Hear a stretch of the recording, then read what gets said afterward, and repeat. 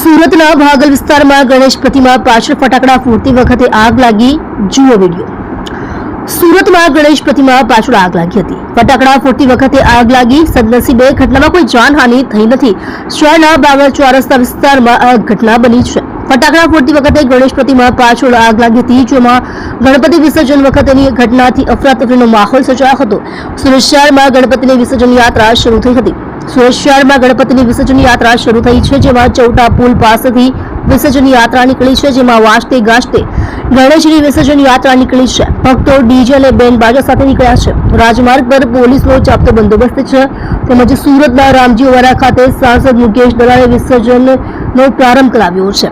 સુરતમાં શ્રીજીની 80,000 જેટલી પ્રતિમાનું વિસર્જન થશે. એસએમસીએ માટેની મૂર્તિ માટે તમામ ઝોનમાં કૃત્રિમ ઓવારાનું નિર્માણ કર્યું છે. વિઘ્નહર્તા શ્રી ગણેશ તેમજ તાપી માતાની પૂજા કર્યા બાદ ગણેશ વિસર્જનનો પ્રારંભ કરાવ્યો છે.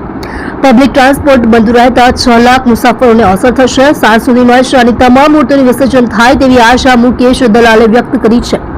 તેમજ રામજીવાડા ખાતે પ્રથમ ગણેશની પ્રતિમાનું વિસર્જન સાંસદ મુકેશ દલાલે કર્યું છે. સુરતમાં ગણેશ વિસર્જનને લઈ પબ્લિક ટ્રાન્સપોર્ટ બંધ છે, જેમાં સુરત સિટી બસ, બીઆરટીએસની 650 બસો નહીં દોડે.